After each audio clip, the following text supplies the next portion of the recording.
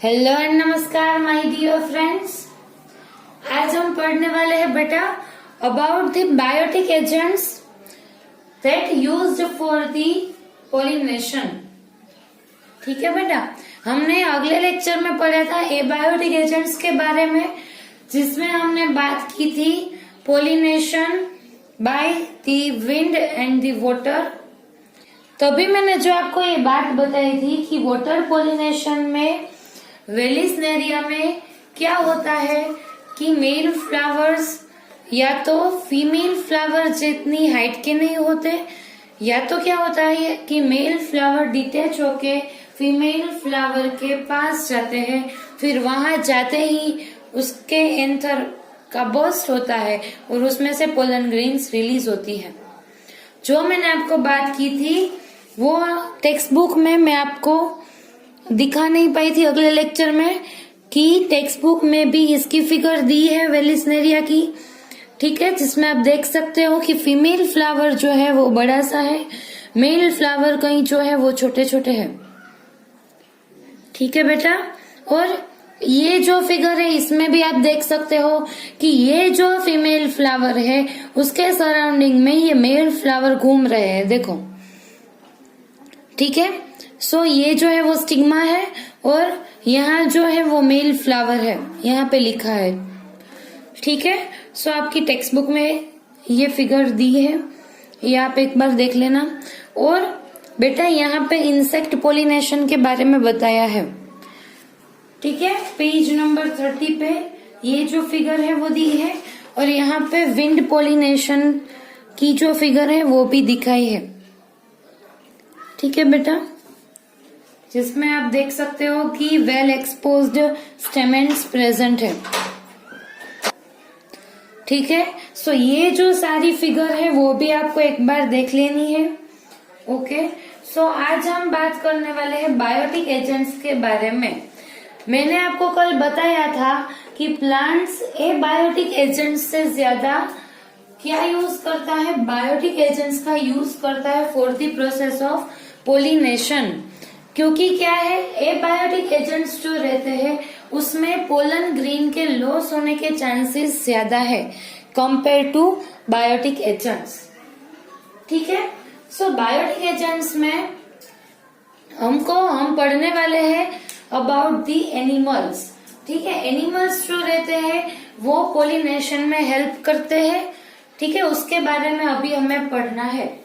सो जो एनिमल्स रहते हैं जो पोलिनेशन में इन्वॉल्व है उसके लिए एक टर्म है, दैट इज ज़ूफाइली। कौन सा टर्म है बेटा? ज़ूफाइली, वो हमें याद रखना है। ठीक है, सो एनिमल्स में अभी आप देखो यहाँ पे कि इंसेक्ट्स, बर्ड्स, बेड्स। ठीक है, मैंने 3 चीजें लिखी है, 3 एग्जाम्पल्स, लेकिन आपके टेक्स्ट बुक में इंसेक्ट्स के भी कई सारे एग्जाम्पल्स दिए हैं, अदर एनिमल्स जो है उसके बारे में भी कई सारे एग्जाम्पल्स दिए हैं। सो एक बार वो एग्जाम्पल्स ही है, उसमें कुछ समझने जैसा या कुछ है नहीं, वो आपको याद रखने हैं कि इंसेक्ट्स में कौन कौन से एग्जाम्पल दिए हैं। ठीक है, और अदर जो प्राइमेट्स, जो रोडेंट्स, उसके जो कई एग्जाम्पल्स दिए हैं वो भी आप एक बार देख लेना। ठीक है, वो आपकी टेक्स्ट बुक में दिया ही है। ओके, जब इंसेक्ट्स के थ्रू पोलिनेशन होता है उसको क्या बोलते हैं बेटा? एंटोमोफाइली, ये ओ है। ठीक है, एंटोमोफाइली। बर्ड्स के थ्रू होता है तभी उसको बोलते हैं ऑर्निथोफाइली, और जब पोलिनेशन बर्ड्स के थ्रू होता है तब उसे बोलते हैं काइरोप्टेरोफाइली। क्या बोलते हैं? काइरोप्टेरोफाइली। ठीक है, ये जो सारे टर्म है, कई बार ये टर्म्स को लेकर क्वेश्चन निकालते हैं। ठीक है, सो तभी आपको ये आना चाहिए। ठीक है, इसलिए आप टेक्स्ट बुक में ये वर्ड्स लिख लो। इंसेक्ट्स से जो रहता है उसे एंटोमोफाइली, बर्ड्स से ऑर्निथोफाइली, क्योंकि बर्ड्स की जो स्टडी रहती है उसे ऑर्निथो कहते हैं। देन बेड्स के लिए जो है वो है काइरोप्टेरोफाइली, और जो एनिमल्स जो रहते हैं उसे अगर कंबाइनली आप बोलना चाहो तो आप बोल सकते हो जूफाइली, क्योंकि ये सारे जो है वो एनिमल्स ही है। ठीक है, इतना क्लियर है। सो ये टर्म्स याद कर लेना एक बार। अभी हम कैसे पढ़ते हैं बेटा, कैरेक्टरिस्टिक्स के बारे में पढ़ते हैं। ठीक है, विंड और वाटर में भी हमने कैरेक्टरिस्टिक्स पढ़ी थी। सो अभी बायोटिक एजेंट्स के थ्रू जब पोलिनेशन होता है तब फ्लावर्स में कुछ कैरेक्टरिस्टिक्स देखी गई है। ठीक है, उसके बारे में अभी हमें पढ़ना है। सो यहाँ पे पहली कैरेक्टरिस्टिक दी है, वो है adapted for a particular species of animals. ठीक है, क्या बताया इसमें कि जो फ्लावर रहता है वो पर्टिकुलर स्पेसिफिक एनिमल की जो स्पीसीज रहती है उसके थ्रू ही पोलिनेशन को अलाउ करता है, यानी कि वो एडेप्टेड है। सपोज कोई एक फ्लावर है जो एंड्स के थ्रू पोलिनेशन करता हो, तो वो फ्लावर जो है वो एडेप्ट करेगा किसके लिए, एंड्स के लिए। कई फ्लावर्स जो रहते हैं वो स्पेसिफिक बेट के थ्रू ही पोलिनेशन करते हो, तो उसका जो स्ट्रक्चर रहेगा वो कैसा रहेगा, जिससे बेट्स की जो स्पीसीज है वो इजीली पोलिनेशन कर सके। ठीक है, यानी स्पेसिफिक जो फ्लावर है वो भी स्पेसिफिक स्पीसीज के लिए एडेप्टेड रहता है। ठीक है, उसमें भी एडेप्टेशन देखा गया है। ठीक है बेटा, और एक बात कि इंसेक्ट्स में ज्यादा से ज्यादा पोलिनेशन किसके थ्रू होता है, ओके, वो आप मुझे बताना कमेंट बॉक्स में। ठीक है, कि इंसेक्ट्स में ज्यादा से ज्यादा पोलिनेशन कौन से इंसेक्ट के थ्रू होता है। ठीक है, आपको वो आंसर मुझे कमेंट बॉक्स में देना है। अभी इतना क्लियर हो गया कि पहली कैरेक्टरिस्टिक की जिसमें लिखा है adapted flower is adapted for a particular species of animals. ठीक है, okay. Second, insect pollinated flower are. अभी जब पोलिनेशन इंसेक्ट्स के थ्रू होता हो तब फ्लावर कैसे रहते हैं उसके बारे में लिखा है। कैसे रहते हैं बेटा, कलरफुल। क्यों कलरफुल है बेटा, क्योंकि इंसेक्ट्स को अट्रैक्ट करना है। ठीक है, अट्रैक्ट करने के लिए वो कैसे रहते हैं, कलरफुल रहते हैं। ठीक है, ये जो सारी चीजें हैं जो अभी हम बायोटिक एजेंट्स में पढ़ रहे हैं कैरेक्टरिस्टिक्स फ्लावर की, वैसी ए बायोटिक एजेंट्स में नहीं थी। अगर आपको याद हो कि ए बायोटिक एजेंट्स है उसमें हमें किसी को अट्रैक्ट नहीं करना है, इसकी वजह से उसमें फ्रेग्रेंस नहीं थी, ज्यादा कलरफुल फ्लावर्स भी नहीं थे। लेकिन अभी लिविंग ऑर्गेनिज्म की बात कर रहे हैं अभी हम बायोटिक एजेंट्स में। ठीक है, सो हमें उसको अट्रैक्ट करना होगा, उसकी वजह से फ्लावर कैसे रहते हैं बेटा, उसकी पेटल्स जो रहती है वो कलरफुल रहती है। ठीक है बेटा, okay. Second, that is fragrant. उसमें से स्पेसिफिक स्मेल भी निकलती है, फ्रेग्रेंट यानी फ्रेग्रेंस निकलती है, जिससे इंसेक्ट्स ज्यादा से ज्यादा अट्रैक्ट हो। ठीक है, नेक्टर भी ज्यादा से ज्यादा प्रोड्यूस हो रहा होगा। नेक्टर क्या है बेटा, नेक्टर तो आपको मालूम है जो स्वीट टेस्ट का होता है। ठीक है, एक टाइप का पानी है जिसमें सुक्रोज मिला हुआ होता है। ठीक है, जो स्वीट होता है टेस्ट में, वो नेक्टर की वजह से इंसेक्ट्स ज्यादा नंबर में अट्रैक्ट होते हैं, क्योंकि उसको नेक्टर चाहिए, क्योंकि उसमें से उसको न्यूट्रिशन मिलेगा। समझ में आ रही है बात। ये जो है नेक्टर वो और कुछ नहीं, सुक्रोज का सॉल्यूशन है। ठीक है, जिससे ज्यादा से ज्यादा इंसेक्ट्स अट्रैक्ट होंगे। इतना क्लियर है बेटा। अभी आप देख लो कि flowers are large and if small they form the clusters. ठीक है, फ्लावर्स जो रहते हैं वो कैसे रहते हैं बेटा, बड़े रहते हैं। बड़े क्यों, क्योंकि इंसेक्ट्स को इजीली पोलिनेशन वो कर सके, अट्रैक्ट कर सके। और अगर स्मॉल फ्लावर्स है, उसकी साइज अगर स्मॉल है तो वो क्या कर लेंगे, क्लस्टर फॉर्म कर लेते हैं। समझ में आ रहा है बेटा। लार्ज फ्लावर हो तो कोई दिक्कत ही नहीं है हमें। ठीक है, वो इजीली इंसेक्ट्स बर्ड्स को अट्रैक्ट कर लेगा। लेकिन अगर स्मॉल है तो क्या होगा बेटा कि वो उतना जल्दी अट्रैक्ट नहीं कर सकता। उसकी वजह से जो स्मॉल फ्लावर्स रहते हैं वो कंबाइन होके एक क्लस्टर जैसा फॉर्म करते हैं। ठीक है, ओके, इतना क्लियर है बेटा। Colourful, fragrance, large if small forms the clusters and nectar produce. ठीक है, वो नेक्टर भी प्रोड्यूस करता है। ठीक है, हमने ये बायोटिक में पढ़ा था कि नेक्टर जनरली प्रोड्यूस नहीं होता, लेकिन यहाँ पे हो रहा है क्योंकि इंसेक्ट्स को अट्रैक्ट करना है। ठीक है, then produce foul smell by if the pollination occurs by flies and beetles. ऐसे यहाँ पे ऐसा क्यों लिखा है कि ऐसे फॉल स्मेल प्रोड्यूस करता है? अगर आप देखो कि कोई भी ऑर्गेनिज्म या और कोई भी चीज जो कि डिकम्पोज हो रही हो, तभी उसमें से ऐसी गंदी स्मेल प्रोड्यूस होती है। ठीक है, अगर आप देख लो कि कोई ऑर्गेनिज्म की डेथ हो गई, ठीक है, फिर वो डिकम्पोज होने लगा, फिर उसमें से क्या होगा, ऐसी गंदी स्मेल प्रोड्यूस होगी। ठीक है, अभी यहाँ पे गंदी स्मेल प्रोड्यूस करने का क्या रीजन है?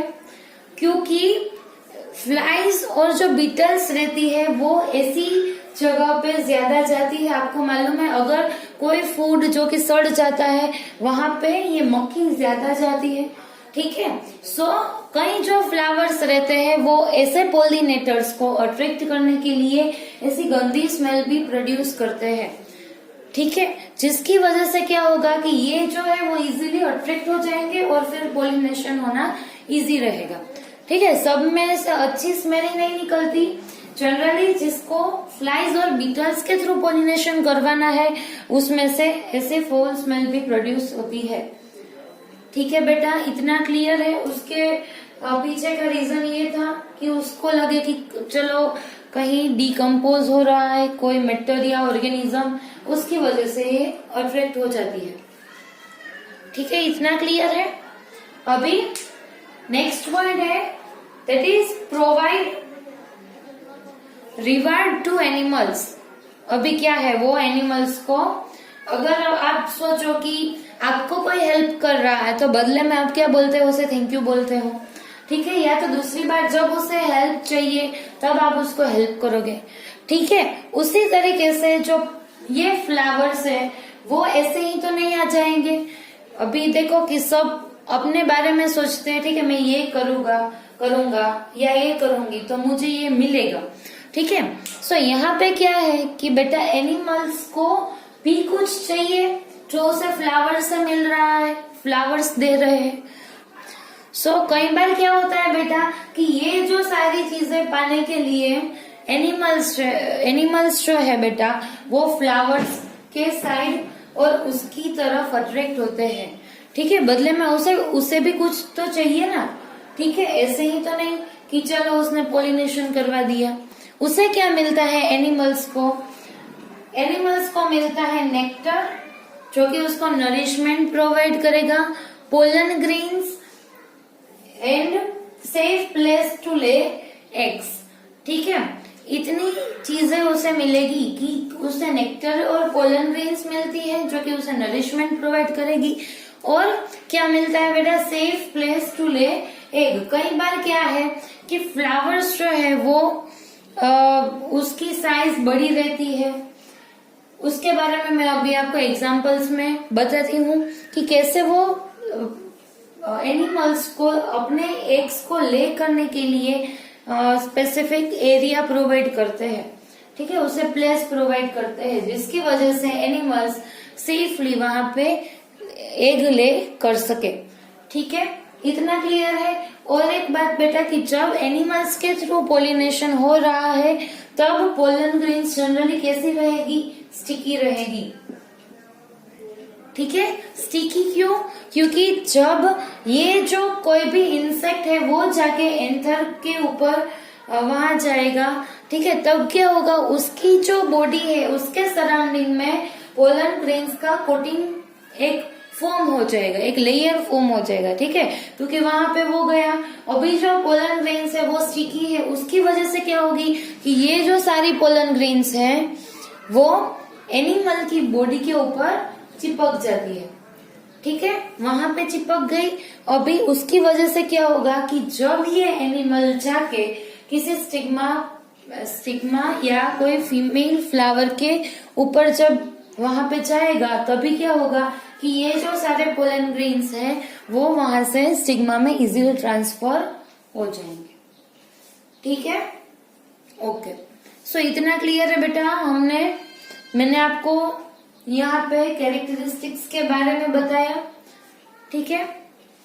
सो ये जो सारे पॉइंट्स है, अभी हम क्या डिस्कस करने वाले हैं कि जो प्लांट्स रहते हैं वो एनिमल्स को सेफ प्लेस प्रोवाइड करते हैं टू ले देयर एग्स, ठीक है। उसके जो एग्जाम्पल्स है उसके बारे में मैं अभी आपको बताती हूँ, ठीक है,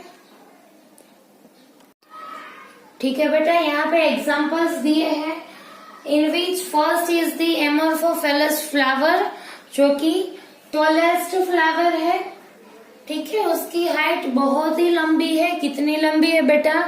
अप टू 6 फीट, ठीक है, 6 फीट तक का ये फ्लावर्स रहता है, ठीक है। सो ये जो फ्लावर है वो क्या करेगा बेटा कि जो इंसेक्ट्स या तो जो बर्ड्स, जो एनिमल्स रहते हैं उसे एग ले करने में हेल्प करता है, ठीक है। आप देख सकते हो यहाँ पे कि ये कितना बड़ा फ्लावर है, ठीक है। सो ये क्या करेगा, एरिया प्रोवाइड करेगा, ठीक है, जिसकी वजह से क्या होगा कि एनिमल्स जो है वो अपने एग्स ले कर सकते हैं और सेफली वहां पे रहते हैं फ्लावर में, ठीक है। सो ये पहला एग्जांपल है। अभी दूसरा है मोथ एंड यूका प्लांट, ठीक है, ठीक है, जो मोथ्स रहती है और यूका प्लांट जो है उसके बीच में सिम्बायोटिक रिलेशनशिप जैसा आपको देखने को मिलेगा। यहाँ पे क्या लिखा है बेटा, both can not complete their life cycle without each other, ठीक है, एक दूसरे के बिना जीना मुश्किल हो गया है, ठीक है, वैसे ही कुछ कंडीशन यहाँ पे है। सो अभी आप देखो कि क्या होगा कि जो मोथ है वो अपने एग्स को ओवेरी के अंदर, जो ओवेरियन कैविटी रहती है दैट इज लोक्यूल्स, ये याद है बेटा आपको, मैंने आपको स्टार्टिंग में बताया था कि ओवेरी के अंदर जो ओवेरियन कैविटी रहती है उसके लिए दूसरा टर्म जो है वो है लोक्यूल्स। सो ये मोथ्स क्या करेंगे कि अपने जो एग्स है वो कहाँ पे डिपॉजिट करेगी, जो लोक्यूल्स रहता है ओवेरियन कैविटी उसके अंदर वो अपने एग्स को डिपॉजिट कर देगी, ठीक है। फिर क्या होगा बेटा कि और उसके साथ ही क्या होगा कि जो मोथ है वो यूका प्लांट को पोलिनेशन करने में हेल्प करेगा, ठीक है, ये उसको पोलिनेशन करने में हेल्प करता है और मोथ को एग ले करने के लिए जो स्पेस चाहिए वो उसे स्पेस मिल गई, कहाँ पे, लोक्यूल्स में, ठीक है। अभी क्या होगा कि larvae of moth come out of the eggs as the seed starts developing, जैसे ही सीड जो है वो डेवलप करना स्टार्ट करेगा, जो लार्वा स्टेज रहती है मोथ की वो एग्स में से बाहर निकल के आ जाएगी, ठीक है, वो डेवलप हो जाएगी। इसका क्या मतलब है कि दोनों एक दूसरे को हेल्प करते हैं। इतना क्लियर है। ये दो जो एग्जांपल है, एमोर्फोफेलस फ्लावर जो कि टॉलेस्ट फ्लावर है, 6 फीट तक की हाइट है, वो एग ले करने के लिए जो स्पेस चाहिए वो प्रोवाइड करता है, क्योंकि बहुत एरिया है उसके पास, बहुत टॉल है उसकी वजह से। सेकेंड जो है that is moth yucca plant, both can not complete the life cycle without each other, एक जो है वो पोलिनेशन में हेल्प करता है और दूसरा जो है उसे एग ले करने के लिए स्पेस प्रोवाइड करता है। अभी जैसे सीड डेवलप करना स्टार्ट करेंगे तभी एग में से लार्वा बाहर निकल के आ जाएंगे, ठीक है। इस तरह से दोनों एक दूसरे को हेल्प करते हैं। सो अभी हमने क्या किया बेटा, बायोटिक एजेंट्स भी कंप्लीट कर दिया है, ठीक है, ये बायोटिक तो हमने कल ही कर लिया। सो आज हम जो पढ़ने वाले हैं that is out breeding device, ठीक है। आउटब्रीडिंग डिवाइसेस क्या है बेटा, इस टॉपिक में हम क्या पढ़ने वाले हैं, चलो मैं अभी आपको बताती हूँ कि जब फ्लावर्स हर्माफ्रोडाइट रहते हैं, हर्माफ्रोडाइट का क्या मीनिंग है बेटा, बाइसेक्सुअल, ठीक है, another term used for the bisexual condition, ठीक है। सो जो बाइसेक्सुअल फ्लावर रहते हैं उसमें क्या होता है बेटा कि एक ही फ्लावर में पिस्टिल प्रेजेंट है और एक ही फ्लावर में क्या बेटा प्रेजेंट है, स्टेमन प्रेजेंट है। सो ऐसे फ्लावर्स जो है उसमें क्या होता है बेटा कि ये जो फ्लावर है उसमें सेल्फ पोलिनेशन ज्यादा से ज्यादा होगा, समझ सकते हो आप। यहाँ पे देखो कि एक ही फ्लावर में अपना ही एंथर है, अपनी ही स्टिग्मा प्रेजेंट है, तो क्या होगा कि ज्यादा से ज्यादा इसकी वजह से इसमें सेल्फ पोलिनेशन होगा। और आप बोल सकते हो कि सेल्फ पोलिनेशन में भी ऑटोगेमी होने के चांसेस ज्यादा से ज्यादा है, ठीक है, समझ में आ रहा है बेटा। और एक कंडीशन जो कि है मोनोएसियस कंडीशन, ठीक है, जिसमें आप देख सकते हो कि एक ही प्लांट में एक मेल फ्लावर है और दूसरा फीमेल फ्लावर है, जिसमें भी गिटनोगेमी होने के चांसेस ज्यादा से ज्यादा है। इतना क्लियर है। अगर flower is hermaphrodite that means bisexual, then autogamy ज्यादा होगा। और जो मोनोएसियस कंडीशन रहती है प्लांट्स में, जिसमें एक ही फ्लावर में फीमेल फ्लावर भी है, मेल फ्लावर भी है, ठीक है, सो उसमें क्या होगा, गिटनोगेमी ज्यादा होने के चांसेस है, ठीक है। सो ऐसी जो कंडीशन है उससे क्या होगा कि सेल्फ पोलिनेशन की रेट बढ़ जाएगी, ठीक है, क्रॉस पोलिनेशन कम होगा क्योंकि पास में ही एंथर प्रेजेंट है। इतना क्लियर हो रहा है, ठीक है। अभी इसकी वजह से क्या हुआ, इनब्रीडिंग डिप्रेशन। मैंने आपको पूछा था क्वेश्चन, आपने बहुत बढ़िया आंसर दिए बेटा, वेरी गुड। और इसी तरह से पढ़ते रहो, मुझे बहुत अच्छा लगता है जब आप ऐसे लॉजिक वाले आंसर्स इजीली जवाब देते हो, ठीक है। सो सेल्फ पोलिनेशन की वजह से क्या होगा बेटा, आपने ही बोला कि वेरिएशन आने के चांसेस कम हो जाएंगे, ठीक है। अभी वेरिएशन कम आएगा तो एडेप्टेशन कम होगा, एडेप्टेशन कम होगा तो किसी अगर डिजीज कंडीशन आई तो फिर वो उससे फाइट नहीं कर सकेगा, ठीक है, और इवोल्यूशन के चांसेस भी कम हो जाएंगे, ठीक है। सो उसकी वजह से क्या होना चाहिए कि ये सारे जो इफेक्ट्स हैं वो हमें नहीं चाहिए, तो क्या करना होगा कि सेल्फ पोलिनेशन को रोकना होगा और क्रॉस पोलिनेशन की रेट बढ़ानी होगी। समझ में आ रहा है बेटा हम क्या पढ़ने वाले हैं कि सेल्फ पोलिनेशन का जो रेट है वो अभी हमें डिक्रीज करना होगा और क्रॉस पोलिनेशन का जो रेट है वो बढ़ाना पड़ेगा, ठीक है। सो उसके लिए जो प्लांट्स है, फ्लावरिंग प्लांट्स जो है ये, वो क्या करेंगे, कई सारे टेक्निक्स डेवलप करके रखी है जिससे सेल्फ पोलिनेशन कम हो, ठीक है, और क्रॉस पोलिनेशन का रेट बढ़ जाए।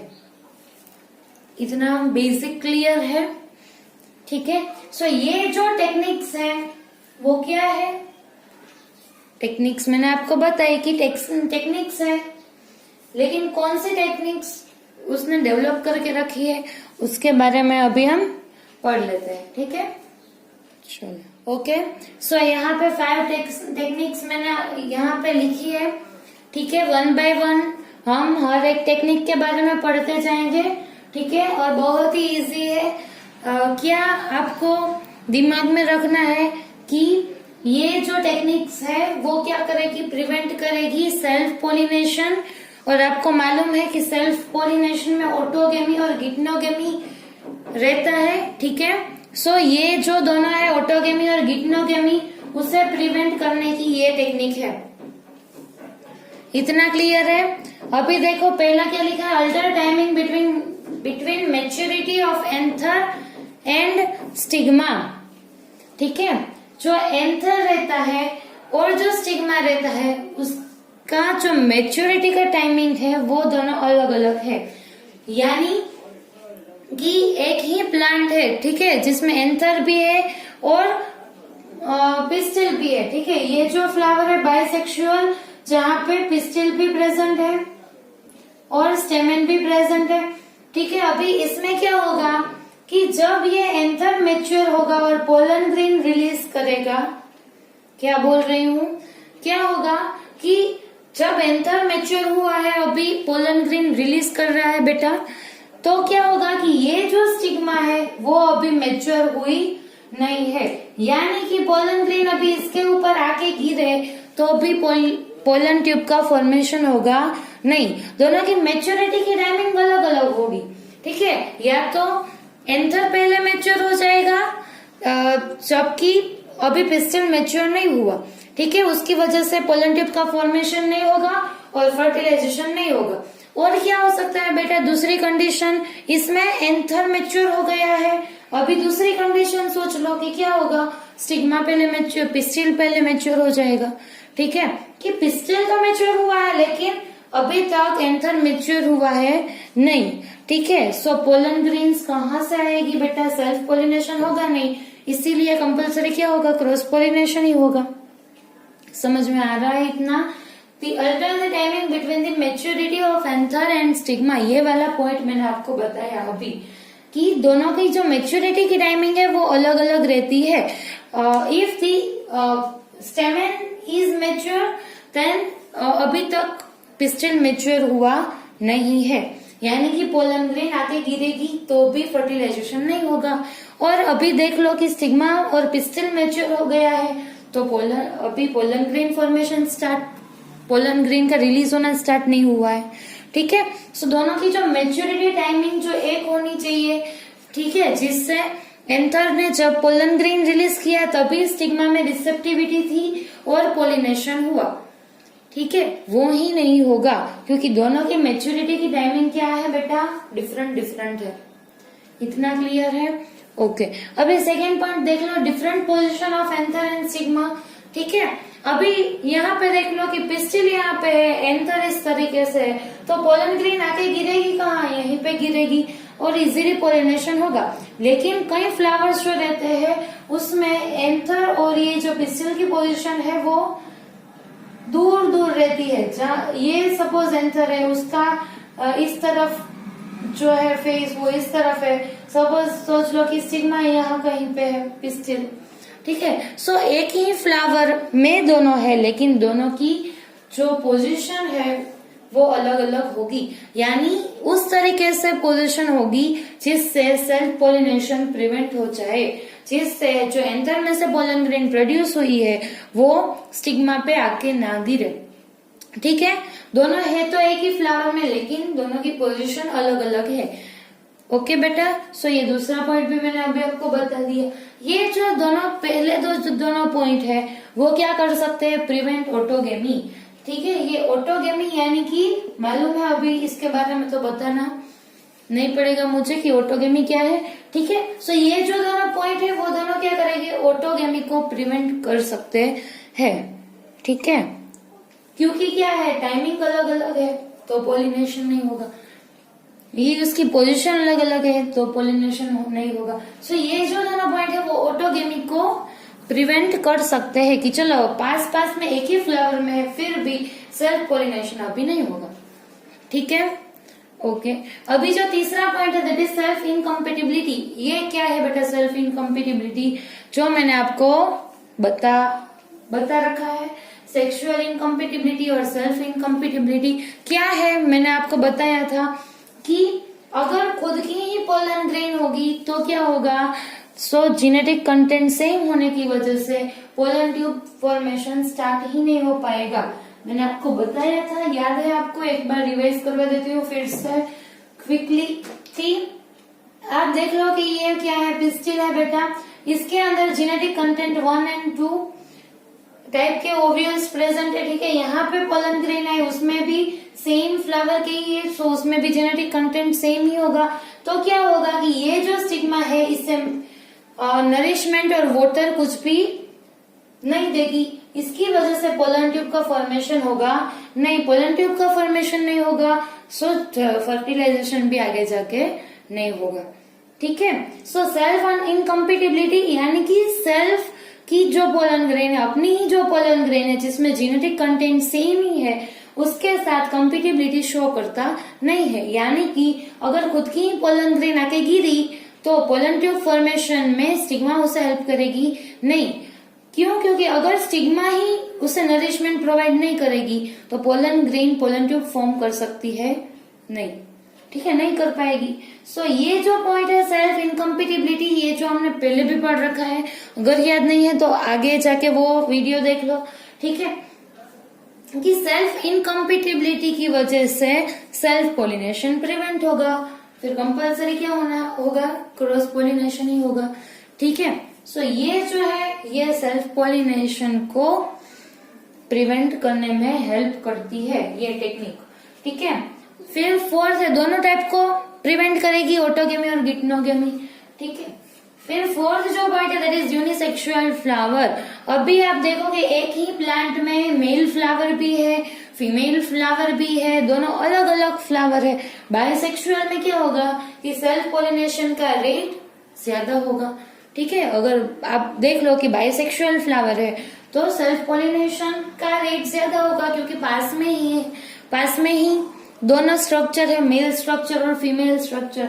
लेकिन अगर प्लांट बाइसेक्सुअल की जगह पे यूनिसेक्सुअल फ्लावर फॉर्म करे तो क्या होगा कि chances of self pollination will decrease, ठीक है। ऐसा नहीं कि होगा ही नहीं, गिटनोगेमी हो सकता है, लेकिन जो चांसेस रहते हैं सेल्फ पोलिनेशन के वो बाइसेक्सुअल जो कंडीशन है उसके कंपेयर में कम हो जाएंगे, ठीक है। इतना समझ में आ रहा है कि यूनिसेक्सुअल फ्लावर होने की वजह से जो सेल्फ पोलिनेशन के जो चांसेस है वो बाइसेक्सुअल फ्लावर के कंपेयर में, मैं क्या बोल रही हूँ, बाइसेक्सुअल फ्लावर के कंपेयर में होगा तो सही लेकिन थोड़ा सा कम होगा, ठीक है।